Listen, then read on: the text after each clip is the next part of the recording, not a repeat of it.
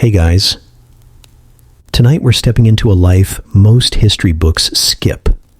A world of cold floors, bruised skin, and coin paid in silence. We're diving into what medieval prostitutes actually did all day and all night. Forget corsets and candlelight romance. This is survival in its rawest form. And trust me, you wouldn't trade places. Not even for a moment. So before you get too cozy, take a second to like the video and subscribe. But only if you genuinely enjoy this strange little corner of quiet storytelling. And drop a comment with where you're listening from and what time it is for you. It's strangely comforting to know who else is drifting off with us around the world. Now get comfortable. Let the day melt away, and we'll drift back together into the quiet corners of the past. The ceiling above you is low enough that if you sit up too fast, you'll crack your head on the beam. It's happened before. Your skull learned quicker than your pride did. The roof leaks in winter and bakes in summer. But tonight it's the damp that wakes you. A slow drip landing on the corner of your blanket, soaking into your thigh, colder than the stone floor you sleep beside. The straw mattress underneath you is thinning, flattened by your weight and the weight of the years, full of tiny things that bite in the dark. There's a smell here, mildew, dried sweat, cheap ale, and something sharp that might be mold or might be sorrow. You've never been able to name it. You stop trying. You shove your feet into your boots, still damp from last night, still bearing the print of the man who stepped on them on his way out. There's no window, only a crooked wooden slat for a door, and even that's shared. A rag hangs where a curtain ought to be, sagging like it's tired of being looked through. You don't get privacy. You get shadow. You live behind a tavern stable, in the wedge of space they didn't need for barrels or horses, and only just big enough to be called a room if no one is feeling honest. Above you, tavern folk are already thudding about. A bucket scrapes across the floor. Someone's shouting about a spilled cask. You close your eyes again, but it's no use. Your neck aches. Your back does that thing where it forgets it's young. You're 23, maybe 24. You stopped counting after the plague took your cousin and the man with the rooster tattoo. Dates became heavy after that. You remember him more than your name these days. You stretch your legs and feel the crunch of dried leaves beneath the blanket, trapped there from the last time you tried to sleep in the alley. Rather than deal with the carpenter who paid in coughs and left you coins so sticky with phlegm you washed them in vinegar. You kept them anyway. You always do. At the foot of your straw mat is a wooden chest missing its lid. Inside, a pair of gloves with no fingers, a comb with half its teeth, a scarf dyed red and fraying at the ends, a wax stub candle, and a pouch that used to be full of lavender. You sometimes sniff it when you forget where you are, but now it just smells like burlap and regrets. Still, you touch it, like maybe it remembers better days than you do. A rat watches you from the beams. You think he's the same one you saw 2 nights ago, the one that dragged away a bit of heel crust from your plate. You've started talking to him. You've named him Father Ambrose because you find it fitting that a rat should be the one thing in your life that shows up consistently and doesn't try to grope you. You gather your things slowly, methodically. There's no rush. Work comes when it comes. Sometimes it finds you half-dressed and unwashed. Sometimes you wait hours, sitting on the stone step outside the tavern door, pretending to stretch your back while watching the street for coin-heavy men and wine-loose morals. But even when no one calls, you must be ready. That's the rule. Stay ready. Stay sweet. Stay just clean enough to fake it. No one pays to see a woman tired, even though that's all you are. Tired in your skin, in your soul, in the hollow behind your knees. Even your sighs are secondhand now. You light your candle. It flickers against the damp wall, casting your shadow tall and crooked behind you, like a woman twice your age, twice your size, and far more dangerous. You wish you were her.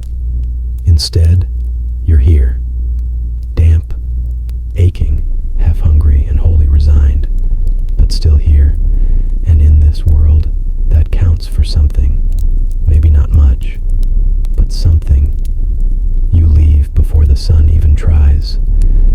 The tavern's back door creaks like it doesn't want to let you go, but you slip through anyway, boots quiet on the frost-bitten dirt.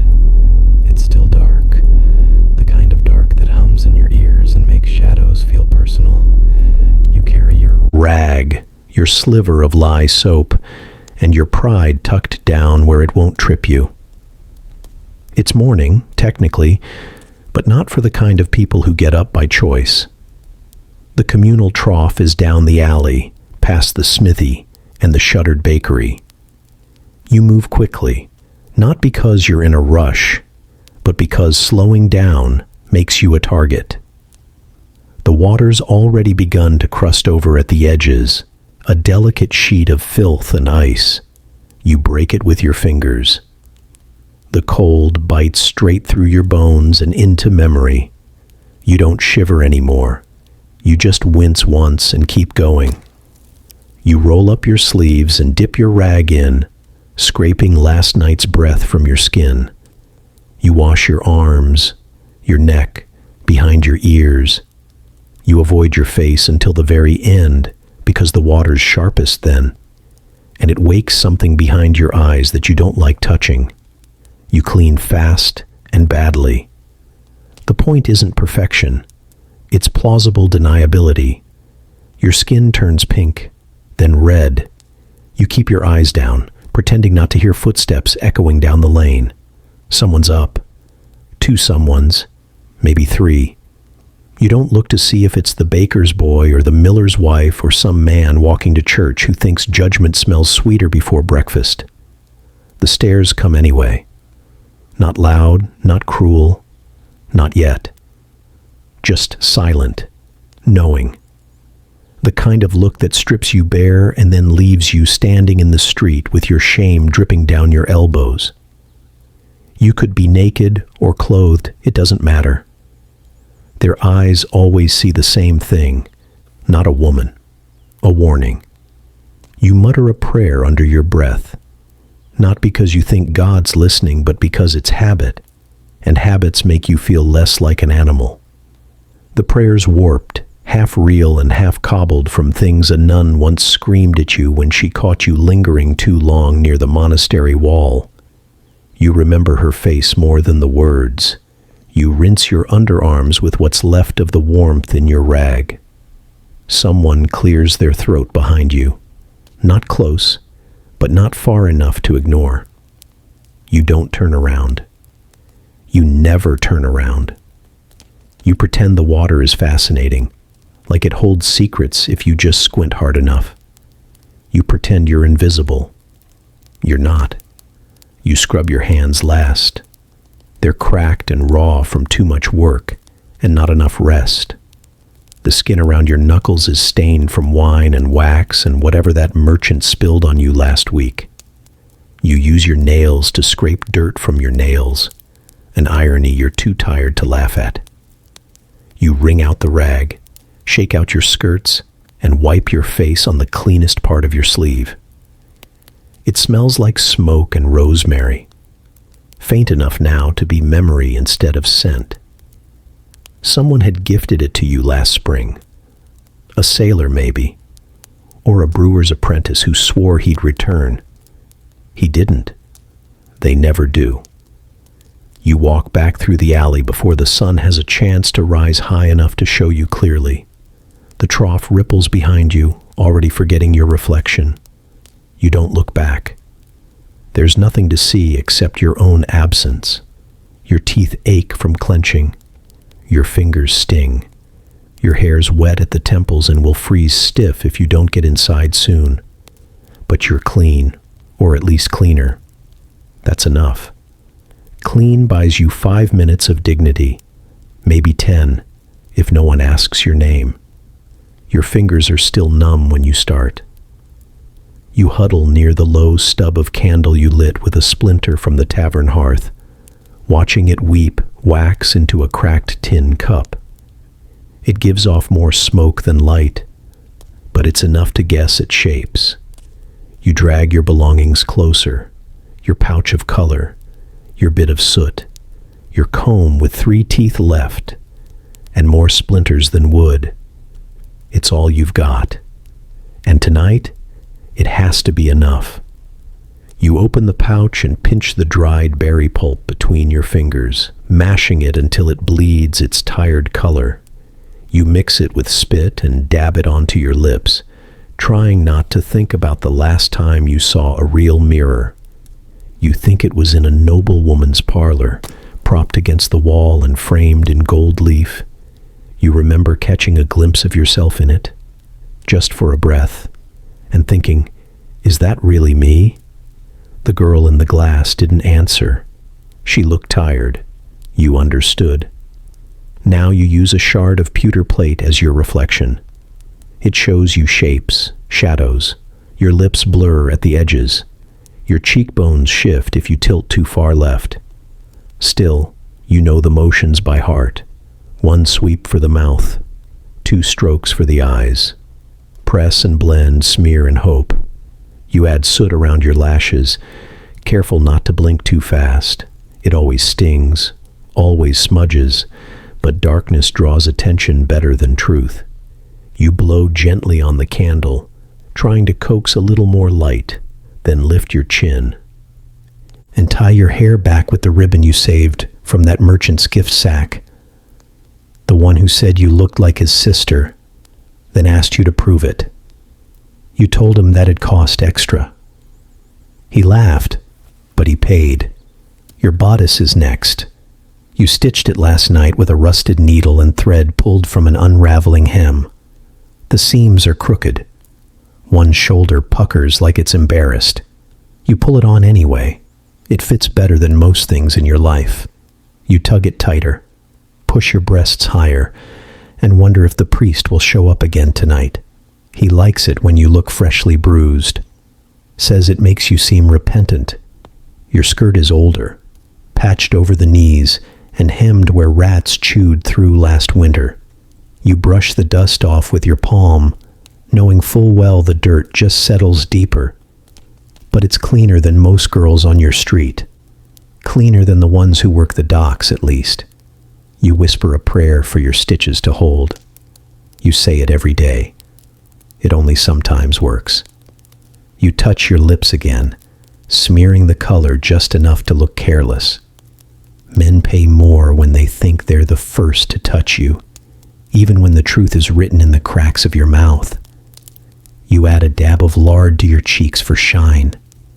Pretend it's youth. Pretend it's glow. Pretend you don't smell like the tavern's piss corner. Someone walks past outside, boots on cobblestone, brisk, decisive. You freeze, listening for the pause, the knock, the sigh that means business. But the footsteps keep going. You exhale through your nose and lean closer to the flame. The candle flickers, threatening to die. You shield it with your palm like it matters. Your fingers shake as you tie your kerchief. You're not nervous. You're just cold. That's what you tell yourself anyway. You stand slowly, stretching the stiffness from your spine. It makes a sound like someone stepping on dry reeds. You grimace and bend again. Pick up the pouch, the comb, the hope. No one's impressed, but someone might pay, and that's enough reason to start the day. The red isn't bright anymore. It was once, maybe, when the fabric was new and the dye still clung to the threads like hope. but now it's dulled by time, worn to something between brick and dried blood, depending on the light and the mood. You wash it as best you can, but lye does little but thin the fabric and sting your knuckles. Still, you wear it. You have to. The law says so. Not written in kindness or concern, but carved in cold ink by men who would rather name your shame than face their own.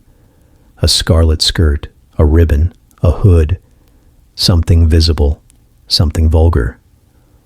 So the good wives can cross the street before you pass. So the bailiffs can spot you in a crowd.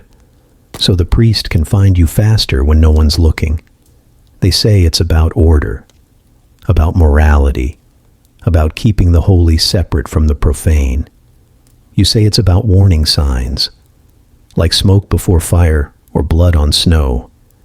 The red tells the town what you are before you even open your mouth. They look once, know, and decide. You're not a woman. You're a consequence. You tie the sash around your waist, cinching it over your patched bodice. It doesn't match. It's not meant to. Red isn't fashion. It's permission. Or at least it's survival. Without it, you risk a fine. Maybe worse. They call it deception if you walk the market in plain brown like everyone else. As if pretending you're human is a trick too bold for the likes of you. Sometimes the dye bleeds. When it rains, the red runs down your thighs in streaks that look like wounds. The girls joke about it, say it makes them look tragic in just the right way. A little suffering sells better than sunshine. You laugh too, because not laughing would mean screaming, and screaming costs you customers. You catch your reflection in a puddle near the alley gate. Not much to see. A smear of color, a tilt of chin, the outline of someone still trying. You press the folds of your skirt flat and square your shoulders. The red flutters in the breeze, catching the eye of a merchant's boy passing by. He stares too long, then spits near your feet. His mother will find his sheets crusted come morning, but it's you they'll blame. You walk the street like a moving flag, like a dare. The market crowd parts for you in slow waves, women with baskets, children with sticky hands, men pretending not to look. Some nod, as if you're a tradeswoman, which you are. Sort of. Others glare, as if you've offended them by existing. You keep your eyes low. The color speaks loudly enough. At the fountain, another girl stands waiting, her red hood drawn tight around her curls. She offers you half a crust, and you take it without speaking. The two of you don't need words. The color makes you kin. A guard passes. He sees the sash, smirks, and keeps walking. If it weren't there, he might stop. Ask questions. Demand your license. Touch you without asking. The red keeps him lazy, not respectful. When night falls, the color deepens, turns richer under torchlight. You drape your shawl just so, the red peeking out like a secret you want half the world to guess. Some men like it that way. They call it daring. They call it wicked. They don't call it required. You go to work wearing warning, shame, survival, all stitched into the same hem. It chafes at the waist. It rides up when you sit. But it marks you, not as free, not as fallen, just as for sale. The knock is soft, but not shy. A slow rhythm with too much pause between each tap, like whoever's out there had to work up the nerve 3 times just to lift his hand. You already know what it means. No one knocks on this door unless they want something. A favor, a sin, a softness they can pay to ruin. You don't speak. You wait. The candle's low. You don't waste a new one unless you have to. In the flickering light, your red sash looks almost golden, the kind of hue worn by saints in paintings. You laugh quietly at the thought, then wipe the corners of your mouth and pull the shawl tighter around your shoulders. You step lightly, not out of fear, but calculation. Some men don't like it when you move too confidently. Makes them feel like you've done this before, like it's not special. It's the Smith's boy this time. His breath hits you first. Malt, meat, and the sour curl of whatever cheap ale the tavern poured him until he stopped asking for a cup and started drinking from the jug. His face is red, not with shame, but effort. It took him a long walk and a longer excuse to make it this far. You've seen him before. Eyes like scuffed pewter, hands too big for his age, a bruise beneath his chin that wasn't there last week. Probably his father. Probably pride. He holds out a coin, thick, silver, too clean to have been in his pocket long. His fingers tremble, not from cold. You know that tremble. First-timers wear it like a badge. You take the coin without touching him. That matters. Let him come to you. Let him think he's leading. You step back so he can cross the threshold. He hesitates just long enough to remind himself what he's doing. Then he's inside, and the door's closed behind him, and you are exactly what he paid for. You light another candle. This one's shorter. He watches you, like a man reading a book he's ashamed to be seen holding. You pull the blanket from the cot, not for warmth, for modesty. Another joke. You've stopped counting how many men ask for decency after asking for everything else. You ask him his name. He gives it. You forget it instantly. It's easier that way. He starts to say something else. About his mother, about the harvest, about the neighbor girl who got married last week and left him looking at chickens like they might understand. You nod. You listen. Sort of. Mostly you watch his hands. You make sure they're not shaking too hard. He asks if you'll be gentle. You say yes. You lie. Not out of cruelty. Not out of boredom. Just out of habit. Gentleness isn't what they want. Not really. They want permission. They want the illusion of sweetness tied up with the certainty of price. They want to feel brave for doing something easy. When it starts, he keeps his eyes open, then closed, then open again. You guide, you murmur, you count ceiling beams.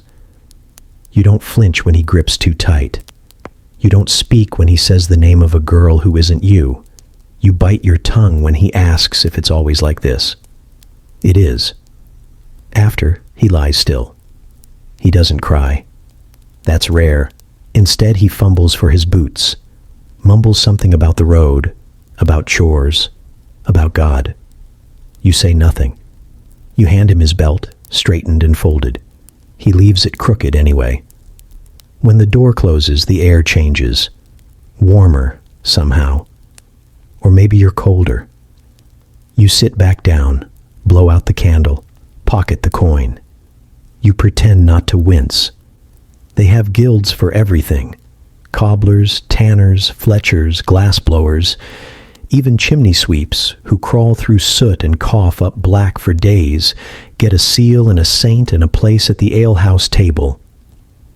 You've seen their crests stamped onto wooden doors and wax-sealed ledgers, their meetings announced on chapel doors like holy feasts. They set their prices, guard their secrets, punish the cheats. It's all neat, all noble. But you don't have a guild. You have a corner. You learned your trade by accident, then on purpose. One girl showed you the ropes. Another showed you how to fake a smile when your ribs ached. That was your apprenticeship. No parchment, no ceremony. Just a bruised thigh and a curt nod from the tavern owner who said, "Don't cry." In front of the good ones, there's no charter for what you do, no fair wage, no strike when the men grow cruel or the streets go still. You're not protected, you're permitted. Like rats in the pantry, tolerated, then cursed, then blamed when the bread turns bad. You share nothing but space and rumors with the other women. No sisterhood, just alliances built on favors and fear. You trade in coin, yes, but also in whispers, in glances. In the barkeep's occasional mercy. He lets you stay in the storage room behind the tavern, so long as you give him a cut. If you ask how much the cut is, he'll remind you who owns the blankets. He says you owe him for the roof, the candles, the silence. You pay him because it's easier than bleeding. The baker's daughter once tried to form a pact, said she'd gather all the street girls and make a list of fair prices, set standards, like merchants, like men. 2 days later, she was gone. Said to have run off with a trader, but her mother didn't look like a woman whose daughter ran off. She looked like a woman who buried something she couldn't name. So instead, you keep to your corner and your terms. You wash yourself early and keep a rock under the cot for emergencies. You smile at the right moments and keep the wrong names to yourself. That's your code. Not carved in stone, but scrawled in instinct. A dozen rules passed mouth to mouth, learned under blankets, whispered over wounds. Don't drink from a man's flask. Don't close both eyes at once. Never wear your best dress on feast days unless you want to be followed home. They call it the oldest trade in the world, but no one teaches you how to survive it. You teach yourself. You teach the girl who shows up weeping and barefoot, clutching a bread crust and a lie about her uncle. You teach her how to say no with a smile and yes with conditions. You teach her where to hide her money, how to fake sleep, when to pretend to pray. You have no symbol, no badge, just the red sash and the bruises that bloom in places dresses cover. And the stories, of course. The ones that make you into something larger, more dangerous. They say you bit a knight once, drew blood through boiled leather, that you laughed while he bled, and he paid extra. You never correct them. Power doesn't always come from truth. The town knows what you are, but it's the not knowing that keeps them nervous. Who you'll touch, who you'll curse, who you'll leave bleeding in the alley if he forgets to pay. No guild protects you, but your name in a man's mouth is enough to make his wife suspicious, his friends curious, and his boots heavier when they walk past your door. You're not a tradeswoman. You're not registered. You're not wanted. But you're known, and that's its own kind of safety, for now. The church bells ring like they always do, loud, pious, and just a bit too proud. You hear them from the alley behind the baker's stall, where you're rinsing blood off your hem in a bucket meant for scraps. The water's already cloudy, the soap barely holding. You scrub anyway. It's not your blood, not this time, but it doesn't matter. They won't ask. They never ask. Just up the lane, the chapel doors are open wide, saints staring down in stone and glass. Their eyes are blank, but their hands are outstretched, always reaching, always demanding.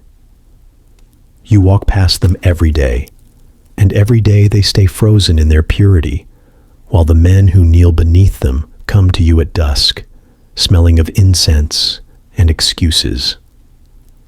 The priest came last week, not the fat one with wine-stained lips and a limp from the gout, but the younger one, the one with lashes longer than yours and hands that shake when they hold the chalice. He came after Vespers, still wearing his collar, like that somehow made it cleaner. Said he had questions about temptation. Said he needed to understand the pull of sin before he could condemn it. He paid in coin and didn't ask for change. You laughed in his ear when he came, soft and low, like a prayer. He cried after. You didn't. In the morning, he passed you on the road near the well. Didn't blink. Didn't nod. Just gripped his rosary until his knuckles turned white. You almost admired the performance. Almost. They say the church doesn't condone you, that they scorn your work and your kind, and the stain you leave on God's good earth. And maybe some do. Maybe there are still monks who scourge themselves at the thought of your thighs, still nuns who spit in the dirt where you walk. But the rest? They take your coin to rent rooms above the vestry. They sell you candles at half price and pretend not to notice where the wax drips. They accept your confession with tired eyes and absolve you with empty hands. One priest, years ago, made you kneel in lentils while he read from Leviticus. He said pain was purifying. You bled through your dress and still thanked him. It seemed easier than arguing. Now you bring bread to the back door when you've had a good night. You don't say where it came from. They don't ask. A trade, like any other. They give you silence. You give them deniability. On feast days, you dress modestly, shawl high on your neck, sleeves long and laced. You sit in the last pew, head bowed. No one sits beside you. You don't mind. The floor feels more honest than the men preaching above it.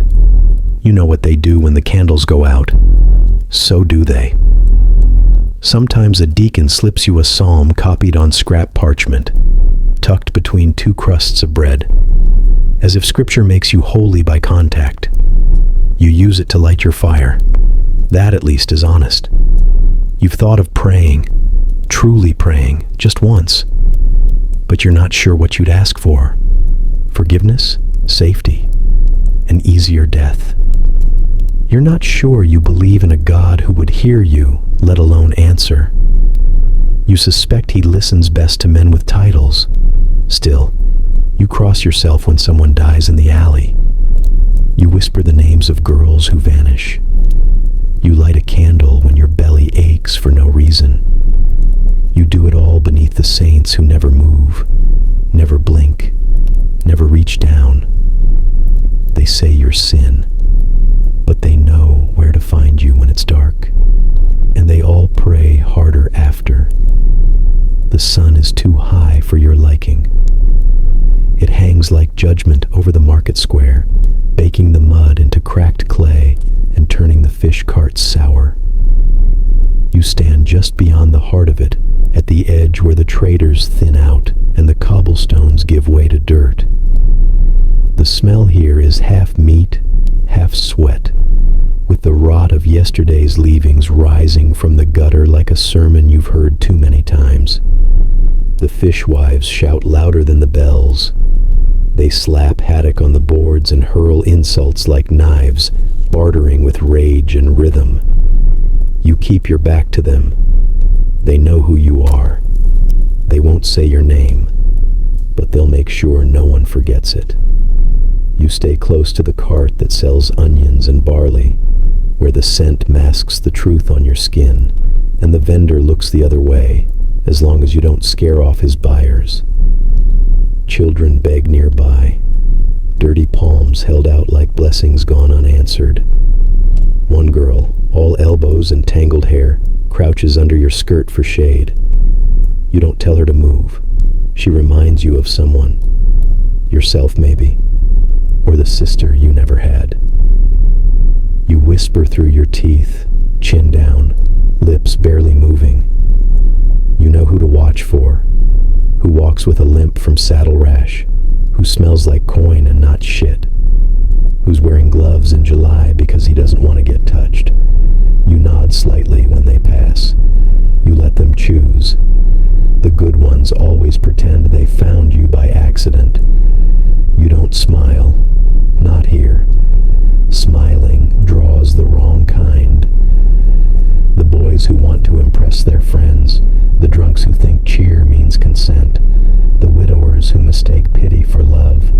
So you stare with your mouth closed and your back straight, letting your presence hum in the air like a tuning fork, a subtle vibration of possibility.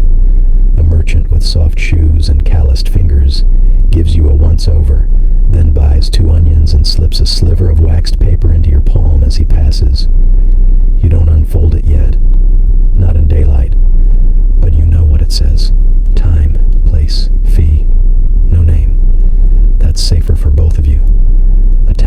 strolls by, swinging his club in lazy circles. His eyes skim past you, then return. You nod just enough to register, not enough to invite. He doesn't stop. You're not his type. Or maybe you charged him extra last time for bleeding on the sheets. Either way, you're not in his way. That's what matters. The butcher's apprentice winks as he carries a slab of beef back to the stall.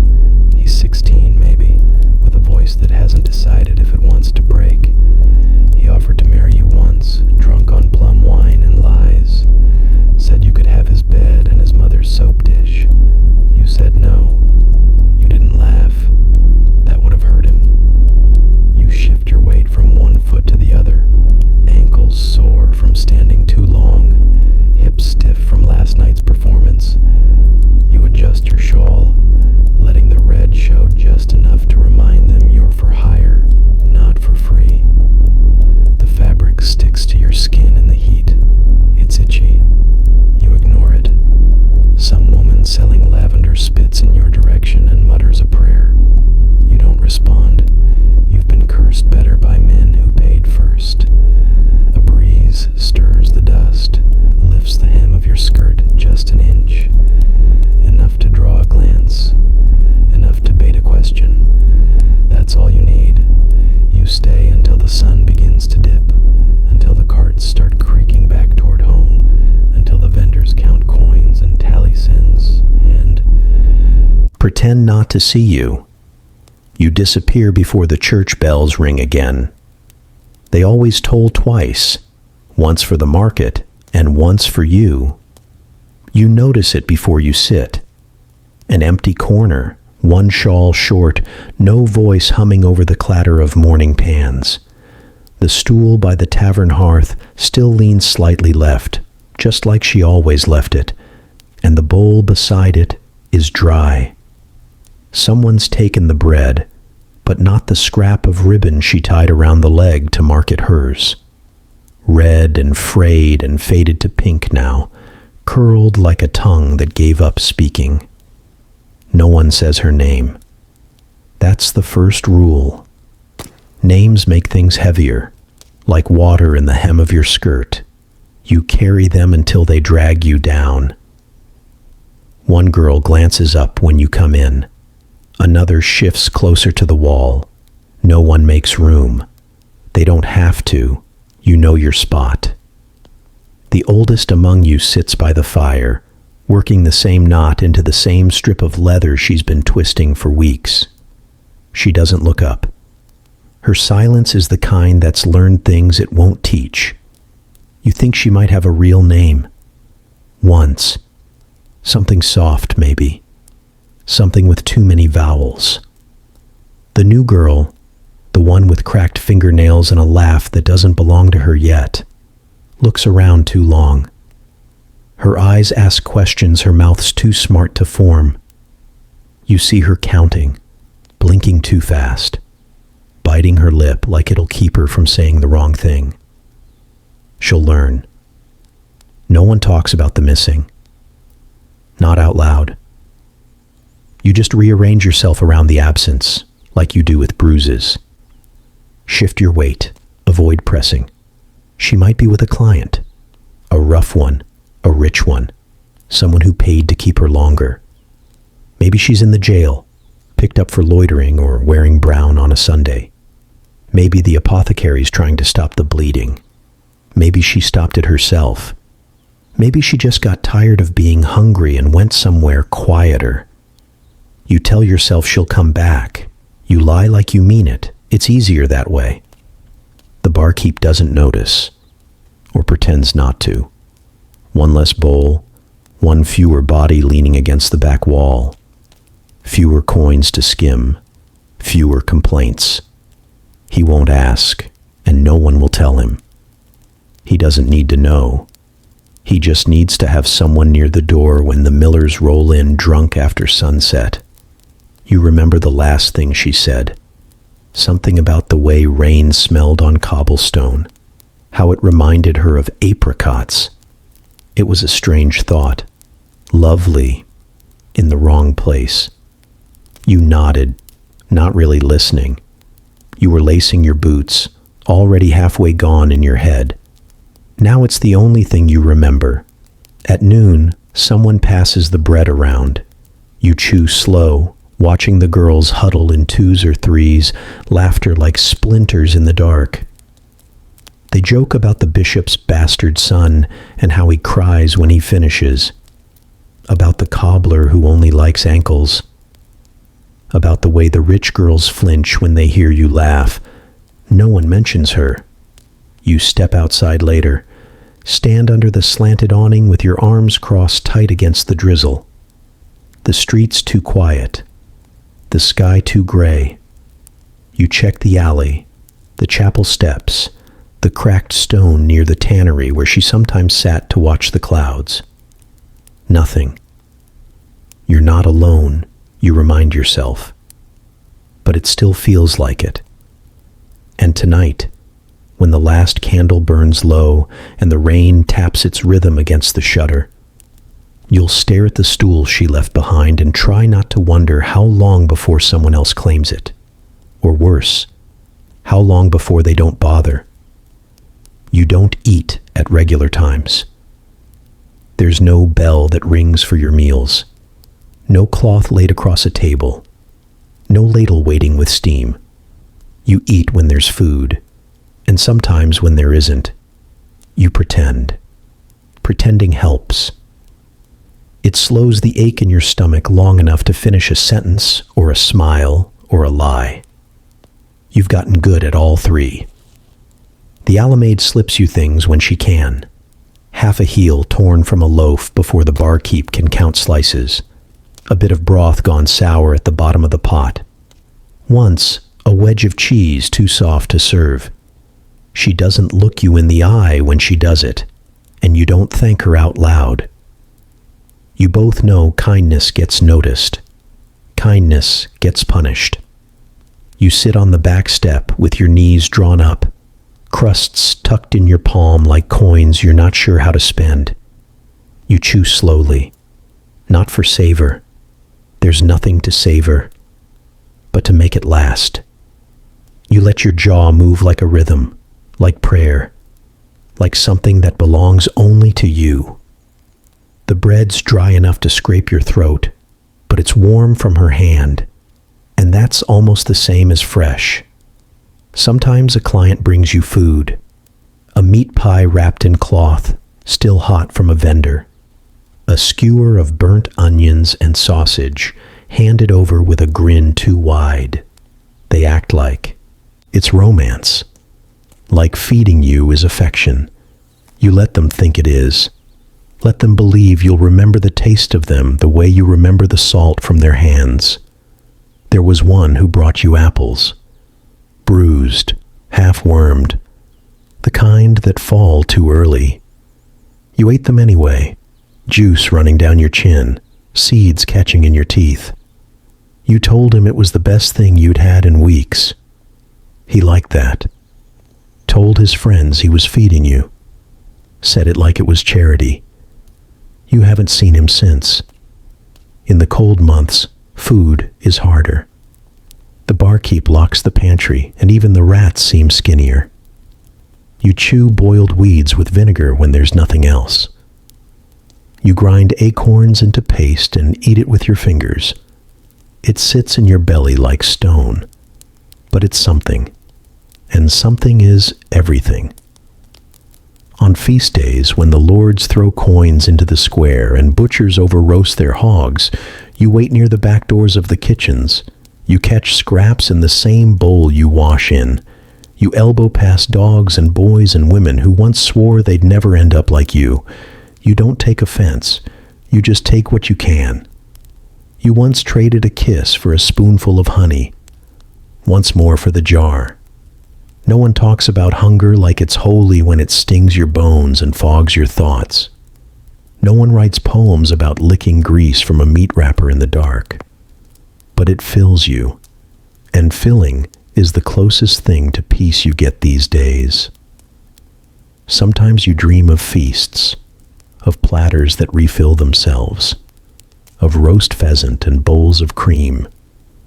You wake with the taste of ash in your mouth and remember that the only thing that refills here is the ache. Tonight you'll eat whatever's left in the pot if the barkeep's mood is soft and the alamade brave.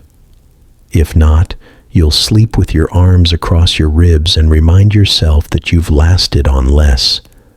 Food is food, even when it's handed over with a smirk, even when it comes cold or bitten or wrapped in someone else's shame, even when you have to beg for it with your back.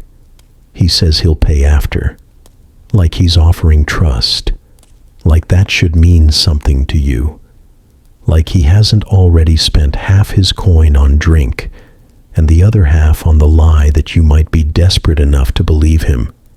You hear it often enough that it doesn't even sting anymore. It just signals what kind of night it's going to be. You laugh, once, dry and flat and from the back of your throat. It's not a joyful sound. It's armor. The only joke you'll allow yourself today, and even that's risky. Humor invites intimacy, and intimacy gets dangerous fast. You're not here to make anyone comfortable. You're here to leave with what you're owed. He frowns when you ask for the coin up front, like he's surprised you're not flattered by the idea of waiting, as if trusting him would make this transaction softer, as if being paid after makes it romance instead of labor. You hold out your hand and raise an eyebrow, just enough to remind him that this isn't a favor. It's a price. He hesitates. They always do, even the ones who can afford it, especially the ones who think they're above it. You wait in silence. Men don't like silence. It forces them to fill it, and that means one of two things: money or excuses. This one chooses excuses. He's low on coin. He forgot his purse. He didn't expect you to be so formal. He offers a ring, a carved bone charm, a story about a debt he's waiting to be paid. You've heard them all before. You could recite them in your sleep. Sometimes you do. You used to argue. Now you just stare until the lie starts to curdle. Eventually, he finds the coin. They always do, pulled from a hidden pouch or pressed into your hand with the reluctant weight of a man giving away something he didn't earn. It's copper, dull, warm from his palm. You bite it once out of habit, not for authenticity, for warning. You've learned to read value by sound, the jingle of a full purse, the thud of a single coin, the hush of empty pockets and heavy breath. You've taken payment in bread, in buttons, in a promise you never meant to honor, but never after, never again. The first time you made that mistake, you ended up in the mud outside the tavern, dress torn, lips split, dignity trailing behind you like smoke. You waited an hour for him to return. He didn't. Only the barkeep came, and he charged you for the blanket you bled on. Since then, you get it first, always. You count it without shame, even if he fidgets, even if he puffs up with insult, like you've questioned his honor. You have. You always do. Men with honor don't come knocking after midnight, smelling like piss and regret. He asks if you trust him now. You don't answer. You press the coin into your sash, tuck it beneath the lining stitched in for this exact reason. You don't carry it in plain sight, not unless you're asking to be robbed twice in one evening. He moves closer, thinks this moment of payment means something has shifted between you, that the transaction softened the edge. It hasn't. If anything, it sharpened it. Now that he's paid, he thinks he's bought more than time. He thinks he's bought you. You lead him upstairs without touching him. The door clicks shut behind you. You undo your bodice with fingers trained to make it look easy. You count backward from 10 while he fumbles. You let him believe whatever makes it faster. Later, He'll button his coat and forget to look you in the eye. He'll leave without another word. You'll spit in the wash basin and count the coin again. It's still warm, still dull, still yours. That's the only part that matters. The tavern smells like old ale and newer sweat, smoke and scorched meat, spilt wine and secrets that never leave the floorboards. At night, it swells with bodies, boots stomping, laughter breaking like cracked bells. You slip between the tables like water, carrying tankards too full and pretending the weight doesn't ache your shoulders. They call you serving girl, as if that's the job. You serve drinks, yes, but also glances, promises, the kind of laughter that doesn't reach your eyes. You smile because it keeps things moving. A scowl slows everything down. Men think they're owed cheer with their beer, that your face should match the flicker of the hearth, that your pain should never show up in their mug. A lord, maybe, or someone who wishes he were, slaps the table and calls you sweeting. You don't correct him. You bring his ale and let him pretend he's charming. He's not. His hands are too smooth for labor, his mouth too fast for truth. He tells you a joke you've heard 100 times. You laugh because it's easier than silence, easier than what comes after silence. Another one, younger and still trying to prove he's a man, grips your wrist too tight when he asks for more mead. His thumb presses the bruise that hasn't healed. You pull free without breaking stride. He'll try again later. Or not. Depends how many coins he's carrying and how many friends are watching. You learn fast how to dodge without drawing attention. How to move just enough. How to shift your tray or your weight or your gaze. One wrong glance and they'll think it's permission. One word too soft and they'll think it's a song. You harden your edges without showing the lines. The barkeep pretends not to see. He sees everything, of course, but his eyes are worth more when they stay shut. He gives you half a loaf if the night is good, a full one if you smile at the right men. He calls it wages. You call it leverage. You call it what keeps your ribs from showing. Some think it's charming, the way you laugh, the way you wink, the way you dance past trouble without ever spilling a drop. They say you've got a gift. They say you're clever. They don't see the calculation. They don't feel your spine tense every time someone leans too close.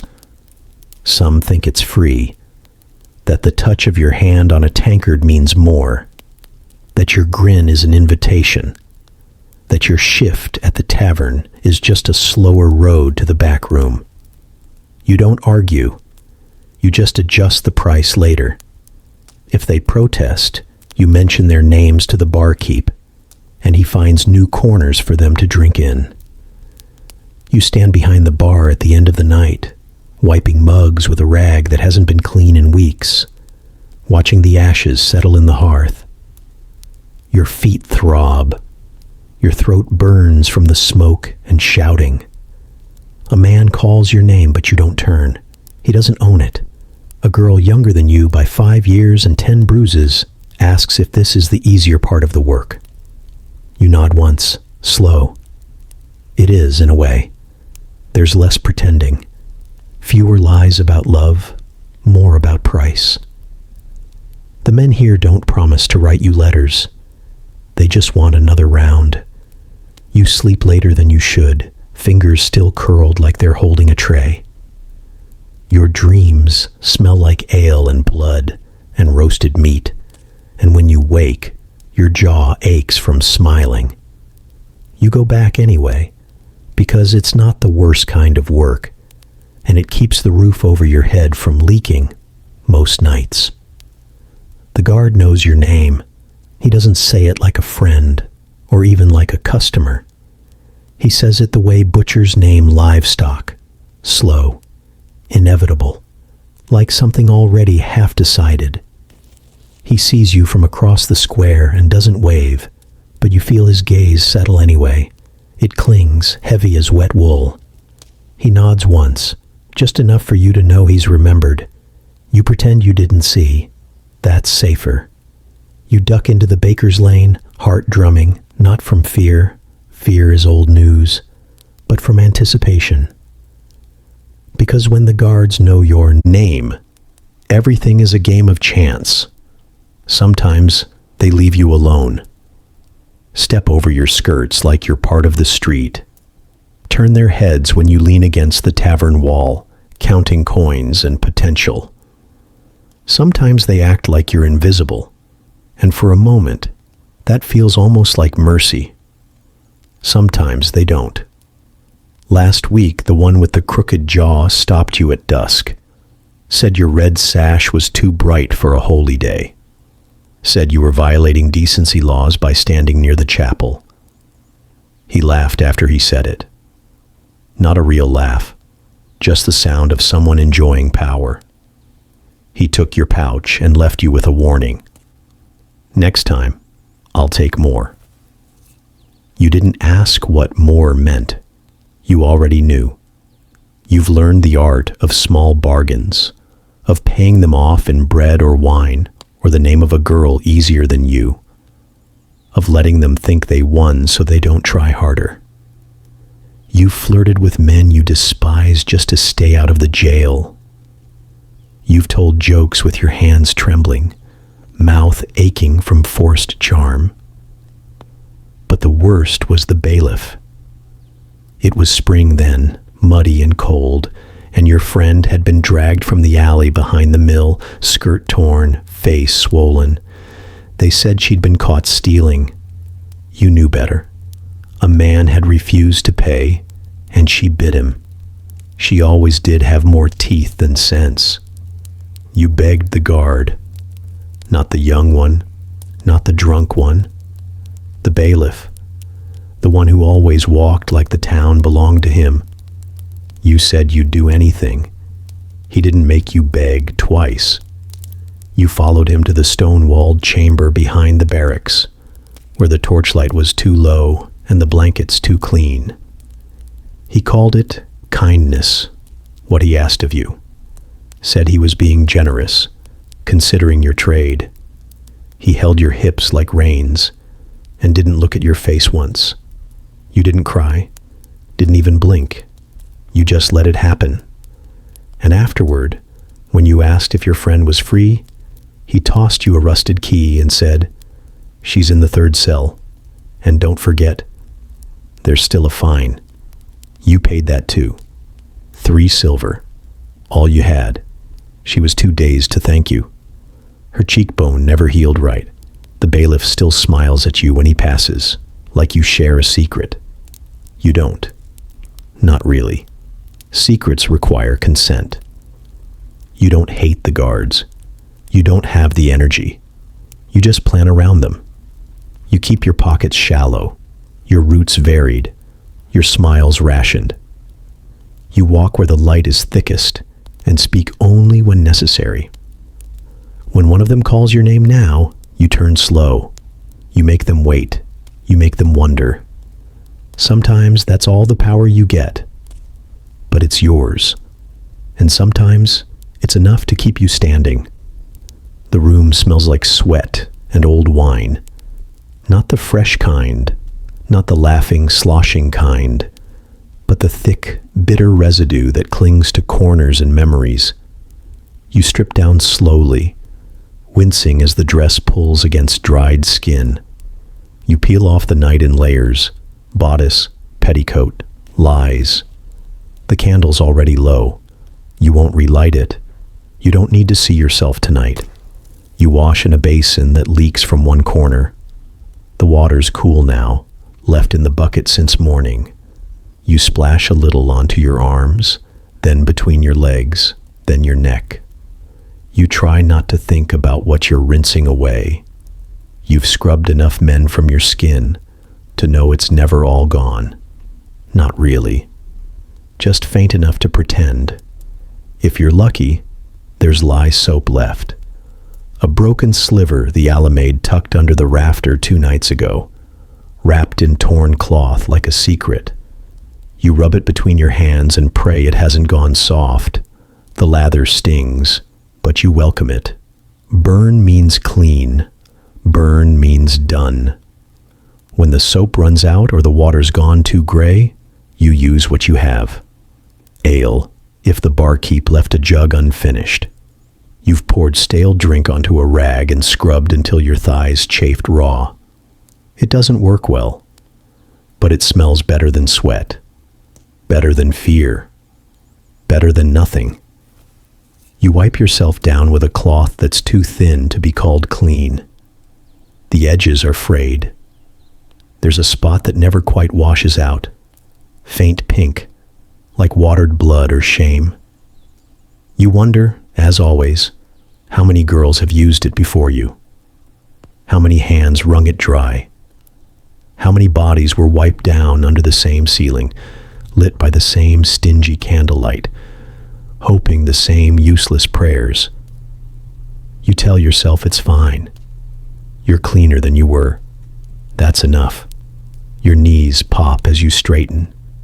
Your back's stiff from the floor, from the man who didn't bother to move his belt before laying you down. You roll your shoulders and dab behind your ears. Some men care about smell, some don't. Either way, it matters to you. It's the only thing you can control. The rag you used hangs limply over the stool. You'll rinse it tomorrow, maybe, if the pump hasn't frozen again. You drape your dress across the crate near the fire. It's damp at the hem. You don't care. It'll dry crooked like everything else in your life. Your fingers ache from gripping the edge of the mattress, from clenching during the slow part or the rough part, or the moment you whispered a name that wasn't his just to feel real again. You sit in silence, dripping and pink, and listen to the tavern wind down below. Chairs scraped, coins counted, doors bolted. A woman coughs. A man laughs. Somewhere a bucket is overturned. You hear everything now. You always do. You stop tuning out the noise when you realized how much of it could mean danger. You blow out the candle. You lie down with your hair still wet. You curl toward the wall, because turning your back to the door feels safer, even when you know it's not. Tomorrow, you'll do it again, and the next night, and the one after. Maybe with lye, maybe with salt water, maybe with nothing at all. But always, you'll wash, because it's the only part that feels like choosing. It burns again. Sharp at first, then dull. A sting that settles in your belly like regret. You squat behind the tavern, knees wide over mud, and hiss between your teeth as your water trickles out in painful pulses. No one hears it over the clatter inside, but even if they did, they wouldn't ask. It's not the kind of pain that earns sympathy. Not here. Not for you. You wipe with the edge of your shift, the cleanest corner you can find, and wonder if this time it'll pass on its own. Sometimes it does. Sometimes it lingers. Sometimes it climbs higher into your kidneys, your lungs, your blood, until your hands tremble and you forget how to stand. You've watched 2 girls vanish that way, first from the hearth, then from the world. The barkeep called it wasting. You called it something worse. You never said the name out loud. Your stomach cramps next, slow and low. You press your palm against it, trying to soothe the muscle, but it tightens anyway. The ache's familiar now, a warning you live with. It doesn't stop you. Nothing does, not really. You work through it like anything else. On your back, on your knees, with a smile when needed. You save your groans for the alley, the hedge witch gave you herbs once, bundled in twine and wrapped in a strip of someone's apron. You chewed them raw, bitter and brittle with a taste like dirt and iron. She said they'd draw out the sickness or balance the heat, or kill whatever wanted to grow inside you. She never promised which. She never had to. You just needed something to do other than wait. You still take them sometimes, a pinch between your teeth, swallowed dry with spit and prayer. You whisper the words she taught you as you chew, old syllables from an older tongue. You don't know what they mean. You say them anyway. The last time, the cramping stopped after 3 days. You call that proof. You keep the rest hidden in a pouch beneath the hearthstone, beside your emergency coin and the bit of lace you wore the first time you charged full price. You check it now and then, just to be sure it's still there, just to remind yourself you're not helpless, not entirely. You don't go to the apothecary anymore. He stopped giving you tinctures after the baker's wife spat in his doorway for selling to that sort. The church stopped offering balm too, said your suffering was part of your penance. You nodded, said thank you, left with nothing. You learned to keep quiet after that. The other girls know, of course. They don't ask, but they watch the way you walk, the way you hold your side when the pain gets sharp. They know the signs. They've had the same burning, the same bleeding, the same dizzy spells and shaking hands. It's a shared language, passed through glances and muttered advice. Drink boiled nettles, sleep on your left. Don't let him inside unless he pays double and washes first. Sometimes you trade herbs in secret, or roots, or rumors. A girl from the edge of town says crushed mint helps. Another swears by cider vinegar and hot stones. You try it all. If something works, even once, it becomes holy. You know better than to hope for healing. You aim smaller. Relief. Delay. Dulling. Anything that lets you keep moving. Anything that lets you smile when they knock on the door and say they've missed you. Tonight, you'll curl up on the floor with a cloth pressed between your legs and the witches chant on your lips. You'll sleep if you can, sweat if you must, and pray the next coin you earn doesn't cost more than you've got left to give. Because here, sickness is private, silent, something you hide behind your teeth and swallow with the herbs. And if it kills you, you die discreetly, like a secret, like a shame. You count days like they're coins, like they mean something. You scratch lines into the wooden post behind your bed, 5 at a time, in groups no one else would recognize unless they were trained to. The girls know not to ask. They're doing the same thing in different corners, under blankets or behind shutters, breathing through their fear like it might blow away the truth. If you're late, you panic, but quietly. You smile through it. You nod at men who whistle. You bend to scrub the floor and pretend you don't feel the weight of it. The may be growing heavier with every hour you don't bleed. You chew the herbs faster, bitter ones, green and dry, from the hedge witch's sack. You hold the sprigs beneath your tongue until your jaw aches. You pray. You don't care who hears. The last time, it was just a scare. 3 days late, a stomach tight with dread, and then a rush of pain so sudden you bit your own wrist not to cry out. You bled for 2 days, thick, clotted, more than usual. Maybe it wasn't just a scare. Maybe it was the other thing, the one you don't name unless you want bad luck. Either way, it passed. You lived. You got back to work. If you do bleed, you hide it. Blood makes men nervous. It reminds them you're real. It reminds them that something inside you breaks open again and again and still keeps going. So you wash the cloths in secret, hang them in the dark, bury them under wood ash if you must. You smile wider on those days. You act like nothing's wrong. You can't afford to look human. If you carry, you lie. There's no other way. No one wants a pregnant whore. They'll say you're diseased, say you're cursed, say the baby's not theirs and never was.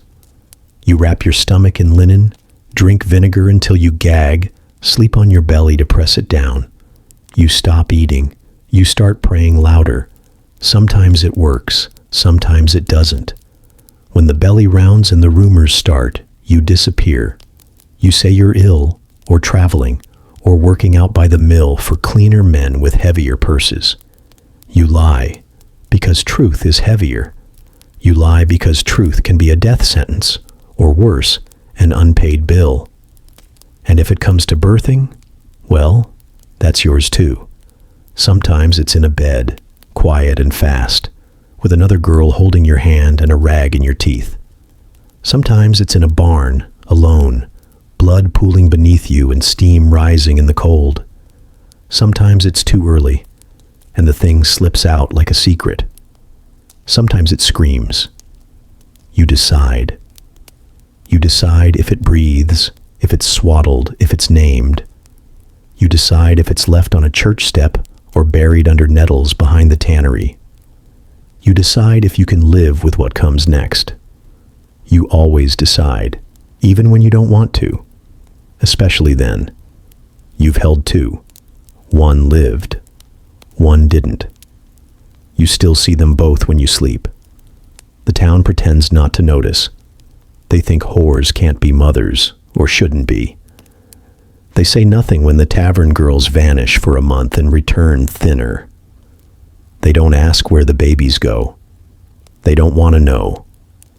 As long as the smile stays painted on, they're happy to forget what your body can do.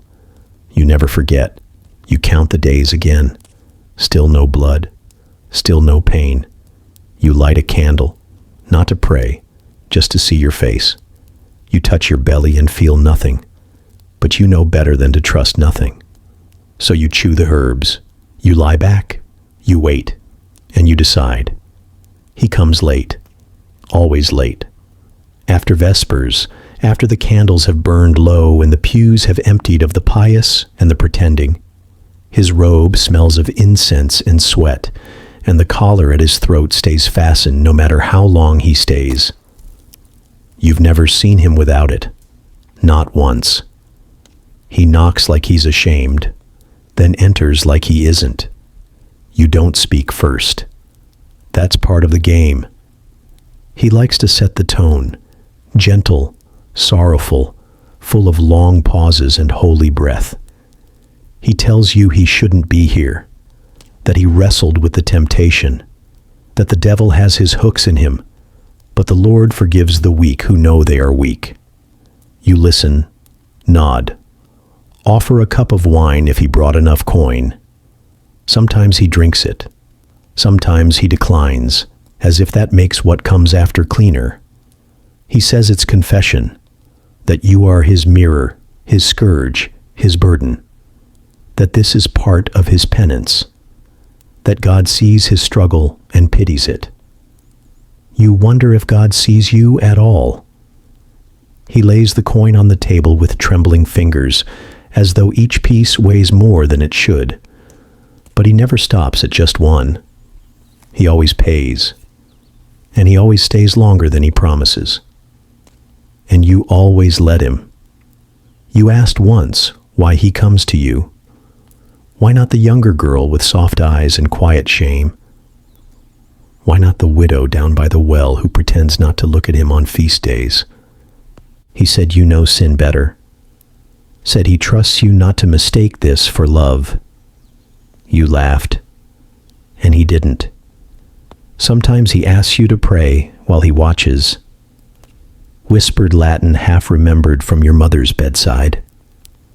He kneels at the edge of the bed and folds his hands, eyes locked on your lips like they're the only sacred thing left.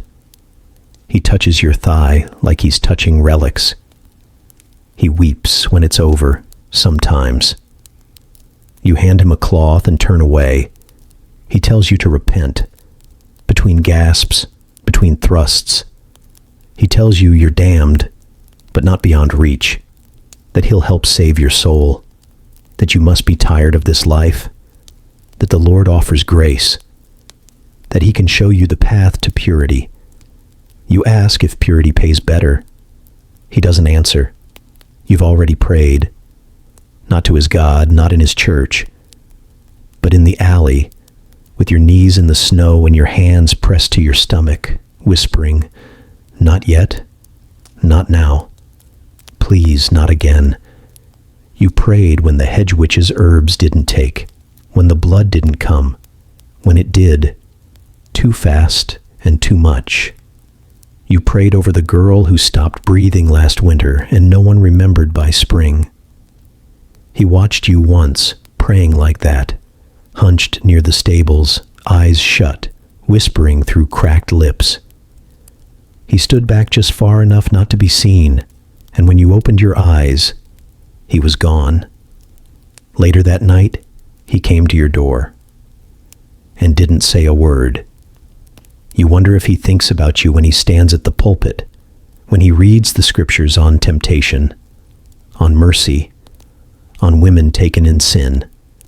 If he looks at the crowd and thinks of your thighs, your mouth, the sound you make when you pretend to enjoy him. You wonder what he sees in the faces of the girls who sit with their mothers and bow their heads. If he sees them, or just their shadows, or if he only sees you.